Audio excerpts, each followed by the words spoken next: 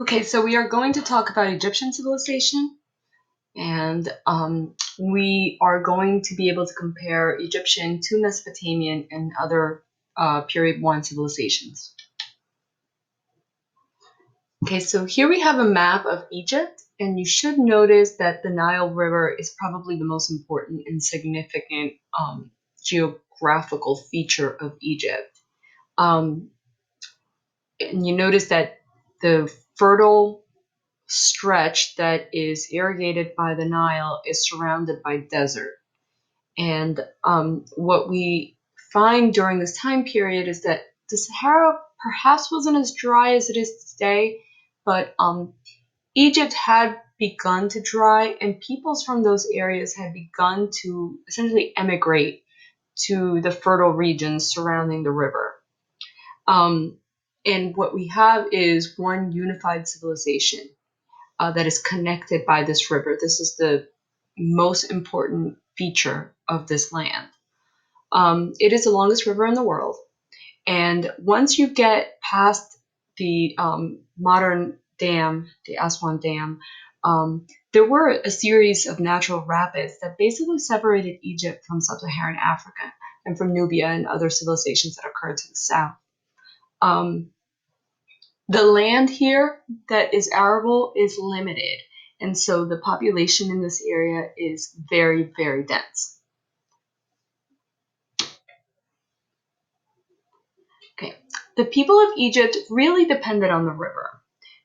Its annual floods were systematic, and basically they flooded at the same time every year and left a layer of silt on the land that basically renewed the soil, washed away the salt. I mean, we talked about the Mesopotamian civilization declining in Sumer as a result of the salinity of the soil. But this is not happening in Egypt because these floods basically deposit a new ground, new soil every year. And the fact that the river is flowing in one direction and the wind basically blows in another direction means that Egyptians can get up and down the river. The river is their friend. And so they develop a society which is a lot more nice than the Mesopotamians because their lives are a lot easier based on the geography of this river. Their worldview was optimistic. They weren't afraid that their whole life was going to be washed away in one of these crazy floods because the river was so predictable. The other thing that makes Egypt different, and I'm just going to go back to the other slide to show you the map again, but you should notice that since it is surrounded by deserts, it's not that easy to get there. And so it's very isolated from invaders for a good stretch of its history. And this allows it to develop independently without any invasions. Okay, so here we have the map, and on this chart, it breaks down all of the periods in Egyptian history. So we have the Old Kingdom here, the Middle Kingdom, and the New Kingdom.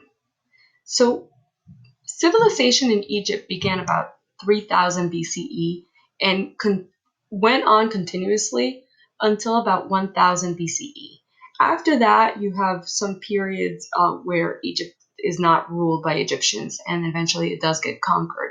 But the Old Kingdom, Middle Kingdom, and New Kingdom are the primary divisions in Egyptian history at this point. And when we think about the pyramids, they are all built in the Old Kingdom period. So they're very old. Okay. In 3100 BCE, King Menes, or Menes, I'm not quite sure how to pronounce that, united the Upper and Lower Egypt and established a capital at Memphis. And so what we have here is a centralized state. Whereas Mesopotamia had independent city-states, Egypt, pretty much from the very beginning, is developing as a unified state that is ruled by a pharaoh. Between the Old Kingdom, the Middle Kingdom, and the New Kingdom, we have periods of weak authority, periods of fighting and division, and during the main periods, Egypt is reunified. So it's a very steady flow of history here. Okay, the pharaoh is the most important leader, and they are assuming that their power is coming from the gods. You can think of the pharaoh as a theocrat, meaning that they're both a religious figure and a ruler. And people believe that it is the pharaoh's role to bring on the floods and protect the people from invaders. A good pharaoh would provide growth and stability, and the river, for the most part, is what determined that. So Pharaoh also protected the Egyptians from invasion, and they built very elaborate tombs. So one of their religious beliefs is that death leads to everlasting life. Whereas in Mesopotamia, you turn to dust when you die. In Egypt, they believe in an afterlife. And so preserving the body, it becomes essential for achieving that afterlife.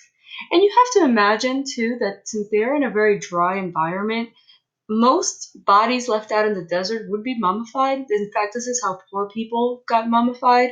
So they do have a history, just based on geography, that they would have been exposed to dry environment and mummification naturally.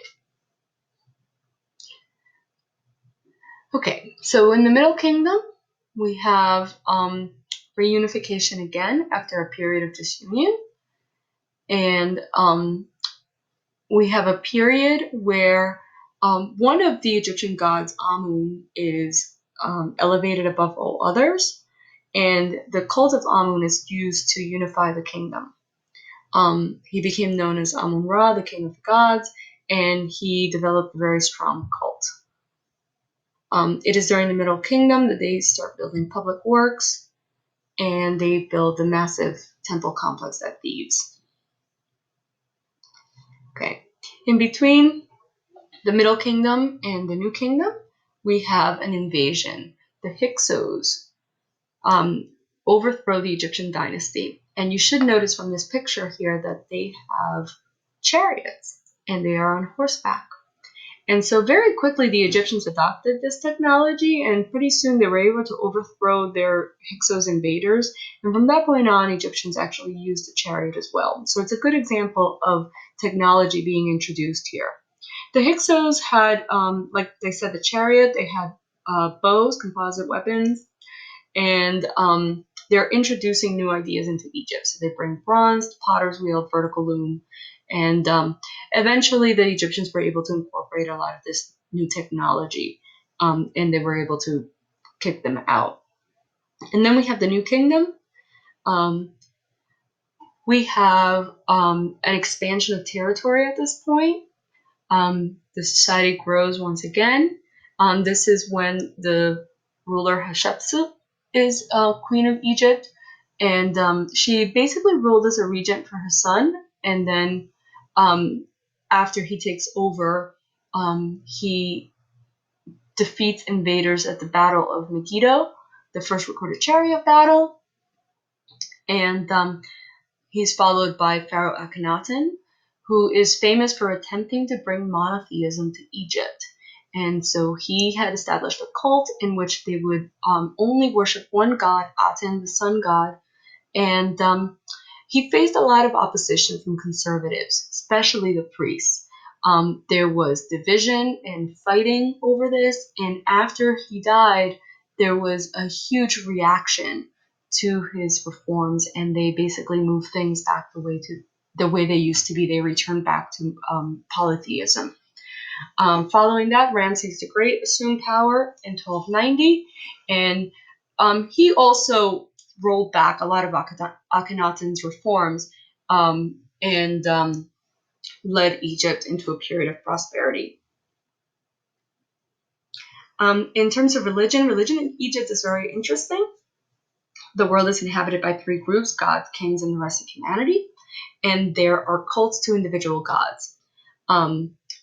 So gods evolved over time and were represented by animal and human symbols. So some of the main gods are listed here: Horus, Osiris, Isis, Ra, and at temples, priests perform religious rituals to make offerings to the gods. Okay.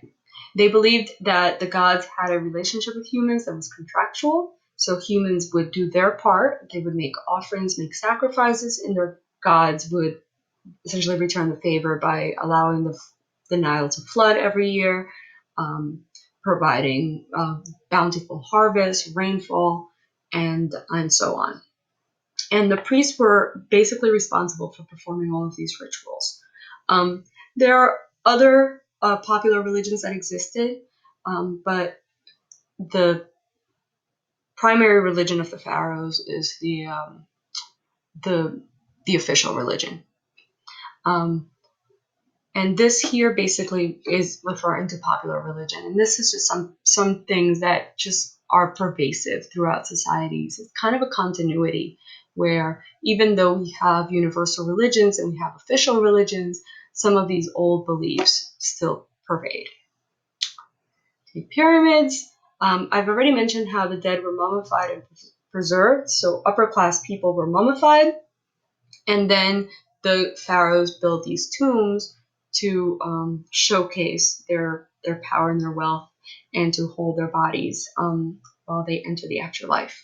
Keep in mind that there are a lot of people who went with them, and we will talk about human sacrifice in class and some of the societies that perform different types of human sacrifice. But just keep that in mind. The pharaohs did not go alone to the afterlife. Most of these pyramids were built in the Old Kingdom, and they were built by slaves. So slaves are comprised mostly of captured people. In Egypt, you have formal writing called hieroglyphics, and there's also popular writing, which is essentially a cursive script, which was most common. You have to keep in mind that common script was mostly written on papyrus, and a lot of this did not stand the test of time and disintegrated. So a lot of what we have from Egypt is the hieroglyphics that were the official language, and it was carved in stone. Hieroglyphics are pictographs, and they represent ideas or they represent words. And we'll compare this to Chinese. Chinese is another language, another writing system that kind of evolved from pictures. Scribes were very important in Egyptian society. They recorded trade, kept records, and high-ranking Egyptians were trained as scribes. They worked for the priest, they worked for the pharaoh, and it was kind of a special thing. People trained to become scribes, and they occupied a higher place in the social hierarchy. In terms of the social hierarchy, we have the pharaoh on top, followed by the nobles and priests, followed by artisans, farmers, and basically indentured farmers that belong to the landowner, and slaves at the bottom. We have a class of urban merchants in Egypt as well, and there is a lot of popular culture. This is a society that's well developed, and generally women had a lot more rights in Egypt than in Mesopotamia.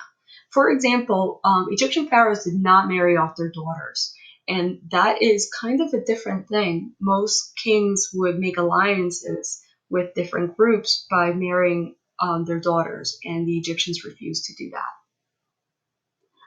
In terms of technology, they also had a calendar. There's a lot of medical knowledge in Egypt, obviously from a lot of the mummification that they're doing. And then, of course, geometry in order to build those pyramids. They traded up and down the river. They traded with the Middle East, with the Levant. They traded with Phoenicia. They traded in the Red Sea. And they are also trading with Sub-Saharan Africa and Nubia. So just like the trade networks that we looked at earlier with Mesopotamia, a lot of the same thing is happening with Egypt. And there's definitely connection between Egypt and Mesopotamia.